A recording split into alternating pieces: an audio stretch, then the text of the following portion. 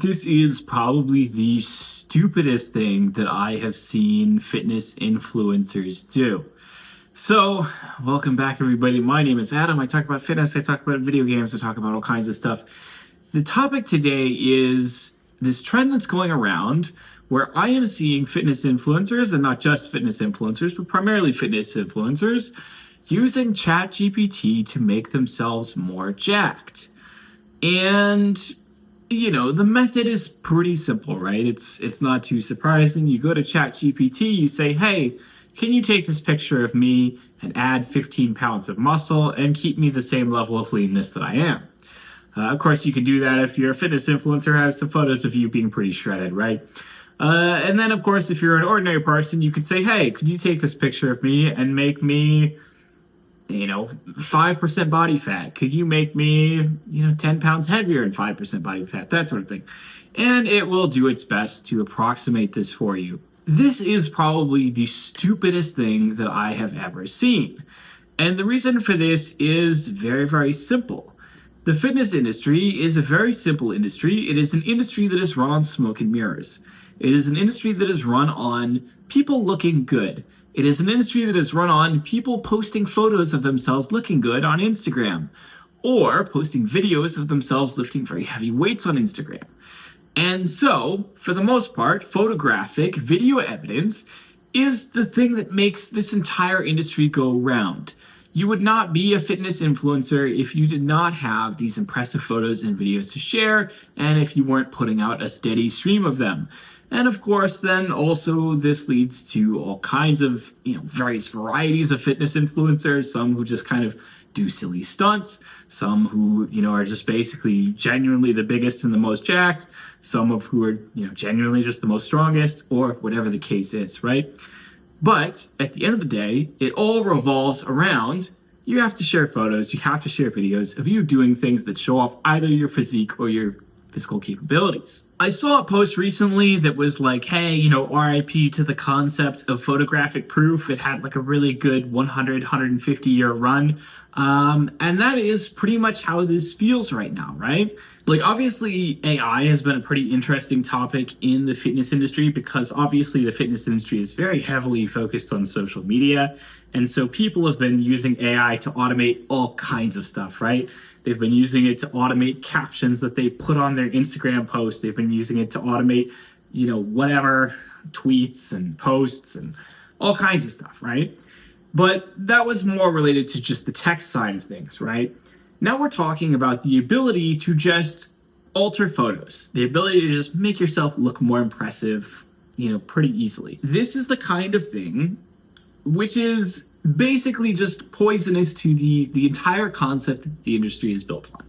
Like, the whole point is that you have to not only, be seen in these photos, but they have to be genuine. They have to be real photos. They cannot be doctored. They cannot be faked.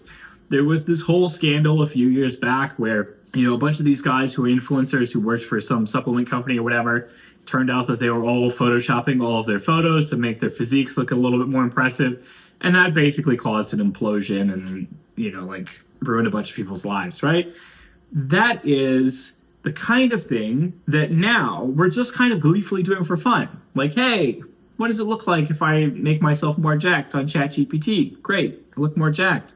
That is the kind of thing that, again, like 10, 20 years ago, if you were photoshopping yourself to look more jacked, people would have, gotten out the torches and the pitchforks and they would have come for you, right? And of course, the problem is that the fitness industry is full of people who have, some kind of muscle dysmorphia, some kind of body dysmorphia, where they are just constantly afraid or feel like they are not good enough, they are not strong enough, they are not big enough. And you're basically just like throwing jet fuel onto that fire, right? Like, you're basically giving the people the ability to self-induce muscle dysmorphia at any time. Because, no one really knows what amount of muscle they can build over the course of a training career, right? There are, population averages, but you will never really know, hey, how much muscle can I build particularly? What is reasonable for me based on my genetics and my training history? Because we don't really have, numbers for this. This isn't the kind of thing that you can quantify within the current level of science. And so when you start saying like, hey, what would I look like if I had like 10 pounds more muscle or whatever? Well, that just completely glides over the fact that maybe this person will never see 10 more pounds of muscle. Maybe they, don't have good enough training, don't have good enough diet, don't have good enough genetics. Maybe it's just not going to happen. And so the ability to just take, a photo and just give yourself, impossible amounts of muscle mass, maybe not impossible in a literal sense, but just impractical, unlikely, not going to happen for this person, etc. The ability to just do that is like, it's going to like completely ruin people's perception of self. It's going to completely ruin people's perception of what is normal or what is achievable or possible with their physiques. And it's extremely, extremely irresponsible to be sharing these kinds of images around. I get it. I get that, they're sharing this because they're like, oh, this seems cool, or, like whatever. They're like, oh, like it'd be so cool if I had 15 pounds more muscle, I'd look like this. And chances are you wouldn't look like that, right? Like that's, not how the AI works. It's not able to actually predict what you will look like if you put on 10 more pounds of muscle. Maybe you look nothing like that, right? But there is that buy-in, like people believe it or people think of it as realistic. And that's the problem, is that they shouldn't, because this is not realistic. This is, a nightmare machine that's basically just making stuff up that is giving you more body dysmorphia. That's it. Like that is the full extent of it. And I'm sure that it's already happening, that we're probably starting to see fully AI influencers, fully AI, models, characters created. I don't know if everyone knows about like the Chad guy that they use in all those memes or whatever. That guy, as far as my understanding is it was like an art project where someone just like photoshopped like the most jacked, handsome guy that they could. And that was, a little art project, and that, got used as like the image of a Chad on the internet for like, 10, 20 years, whatever. That is, I would say, the future. The future is going to be fully AI influencers. Nothing will be real. It will all be even more smoke and mirrors than it already is. It will be harder and harder to find real authenticity.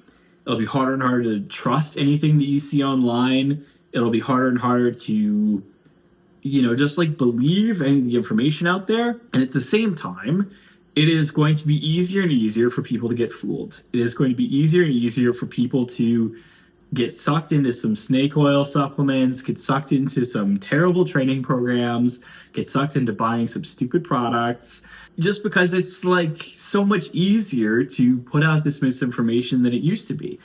I remember the optimism that was inherent in the internet in the beginning. I remember when I was a kid, it was like, oh yeah, like the internet is going to make it so much easier to get good training information. And I think that, in a much more like infinite level of the internet, there was a lot of misinformation, but it felt like there was also a lot of good information that was really being shared for the first time as well. And it felt like really there were strides being made in sort of making the general quality, the general level of quality of information that you get increase.